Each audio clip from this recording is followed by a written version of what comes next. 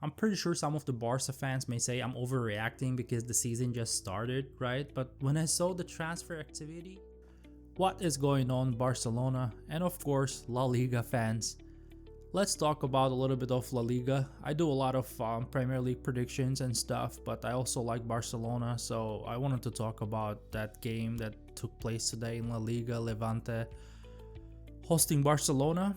I was really surprised to see the lineup Hansi Flick chose. Marc Casado instead of Gavi or Frankie de Jong.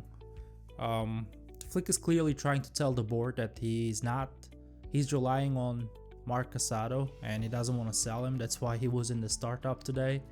Surprisingly, because the board was considering if they get offer for Marc Casado, the right offer, they would sell him. And Hansi Flick told the board that he's relying on him. He doesn't want to sell the player, but as we already know that Barcelona needs money, they are in financial trouble, so they were looking for offers for Casado, but Hansi Flick in his own way said, hey, like, you cannot, like, that's my main squad player, right, in a sense. And he started Casado over Gavi or De Jong today. So that was one of the main surprises for me. And the second one was Marcus Rashford starting. Very interesting choice. Like, I saw it, I'm like, okay, yeah, I do want to see Rashford in the starting lineup and see how he blends in this Barcelona tiki-taka style, right? Super interesting to see. And considering Real Madrid also signed a few English players, right? Like Alexander Arnold, and then there was a second player, I forgot his name. So I believe they've signed 2 English players this season. So it's interesting to see, you know, some changes in the Barcelona squad as well. And like, one thing I'm noticing is, like, it seems like that Leva and Hansi Flick had a conversation already, right, before the season started, that I feel like Lewandowski already understands that he won't be the regular starter, right, or he's not going to be playing 90 minutes now. I mean, considering his age and everything. But to be honest, like, Barca definitely needs his experience, especially for those big Champions League nights, right, which are coming up soon.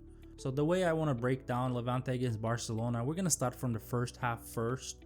What a horrible first half from Barcelona against the team that literally just now got promoted, right, from La Liga 2. Facing a team like that, and it was such a bad first half. I could not believe it. Like, I understand it's the beginning of the season and all of that stuff, but it's the same thing for Levante, right? So let's start with that first goal that Levante scored, right? A lot of Barca fans, you might hate me, but I'm just bringing up facts minutes by minutes how everything happened. So Lamine Yamal loses possession and Levante goes straight into Barca's half, and their striker fools the defenders, Barca defenders obviously, like prime Ronaldo. Barca's defense, nowhere to be found. I was surprised how easy Levante striker just fooled them all and then just scored a goal. Unfreaking believable. And let's be honest, like, if you actually watch the full game, like, there's no way you're gonna disagree with me. Levante could have easily scored at least 3-4 goals in that first half, and that is painful to see. It's really painful to see. And one of the moments I remember was the striker was going against Garcia one-on-one almost, right, in the situation. He could have scored there, I don't know. But Marc Casado made it, and then he just saved that one-on-one situation. It was the last hope that we had, and he saved Barcelona so much in that episode. So Barca is down 1-0, and Ferran Torres gets that golden opportunity to score a beautiful goal, but he's hitting the post. And there's no one in front of him. Like, take your time, man. I seriously don't think that Ferran Torres is Barcelona level. Okay, don't roast me. And he's not a direct replacement for Lewandowski. He could be a backup striker for sure, but replacing Lewandowski with Ferran Torres, I'm not too sure. Right? If it was really good, first of all, Guardiola wouldn't let him go from City. So yeah, if Ferran Torres is gonna be the starter now, right, and Lewandowski is a backup, and in some games they're gonna switch, it's fine. We still have both of them, but eventually we would definitely need a world-class striker. If you ask me, I would probably bring players like Victor Osimhen, right? He's a good player. I believe he went from Napoli to Galatasaray, so we need a caliber like that. I'm pretty sure some of the Barca fans may say I'm overreacting because the season just started, right? But when I saw the transfer activity, releasing defenders while bringing in more wingers, like how, bro? I said it right away, Barca is in big trouble. Because remember about the last season, scoring goals was not our problem. Our biggest problem was our defense.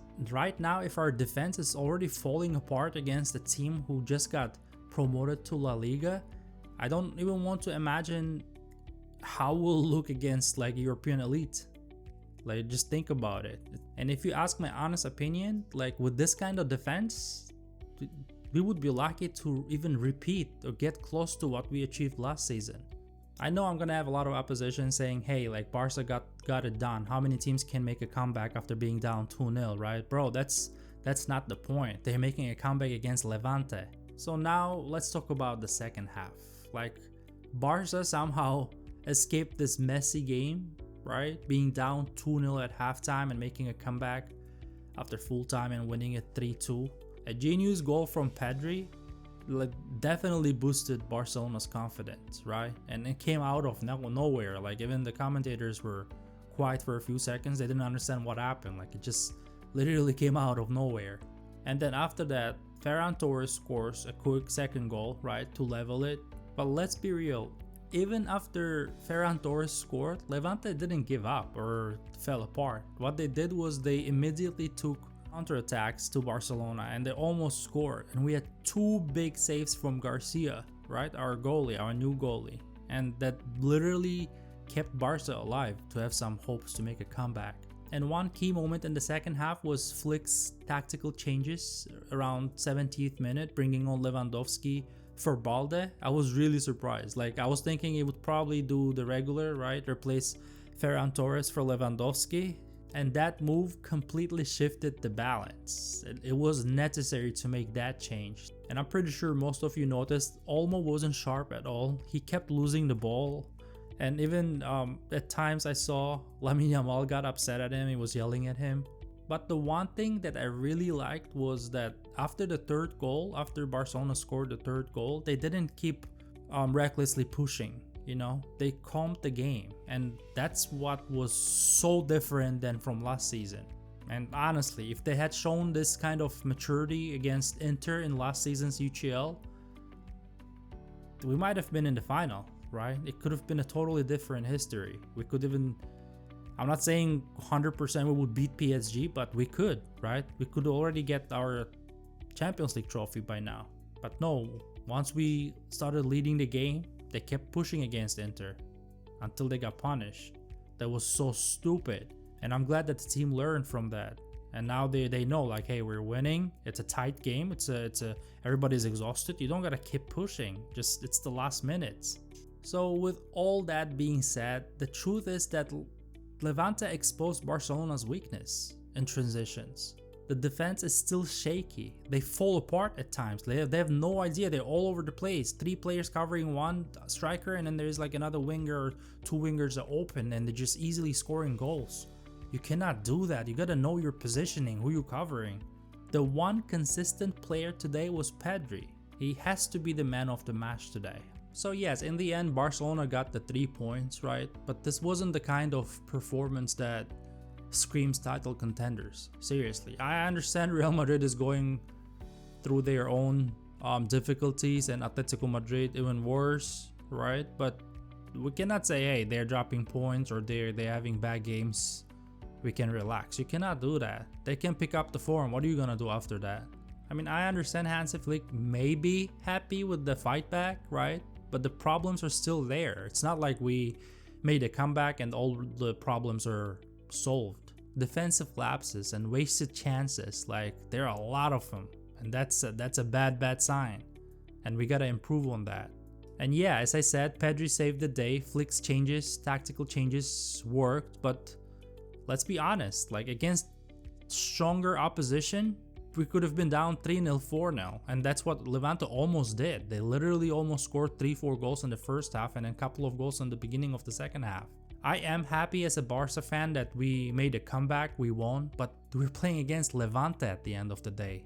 Don't get too excited. You didn't make a comeback against Real Madrid or Atletico Madrid or Manchester City. That was Levante, bro. So if you ask me where our biggest problem is, I really want to bring it up again. I seriously think our defense is the biggest problem that we have in the squad. It's our defense, not our midfield, not our wingers. It's the defense.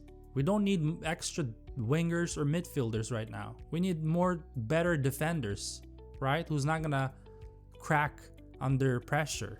So there are two ways for that. We either improve how the defenders do their job or bring in more defenders. Like no more strikers or wingers.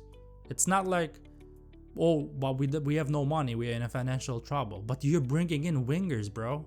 You're not bringing in defenders. You're letting your defenders, your good defenders go. And you're bringing in wingers. Last season, I'm gonna say it again, our biggest problem was our defense. Not the wingers, not the strikers. We were making comebacks after comebacks. Scoring was not our problem. The defense was. That's where we gotta improve. Either improve the players we already have or gotta bring in more defenders. I know we may have disagreements, we may have different opinions, right? One Barca fan may say this and then the other one say you have no idea what you're saying. You have no clue. You don't know anything about football and all of that stuff. What do you think?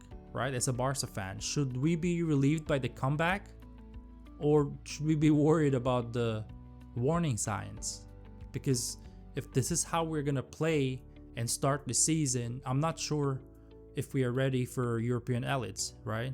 I'm not sure if we're ready for Bayern Munich. I'm not sure if we're ready for Liverpool, Arsenal, Manchester City, right? Even Tottenham, they're crushing it now. So yeah, I'm not gonna bring up Real Madrid because they are having their own problems, right? And they have their game tomorrow. Let's see how that one goes. But yeah, that's the biggest question. What do you guys think?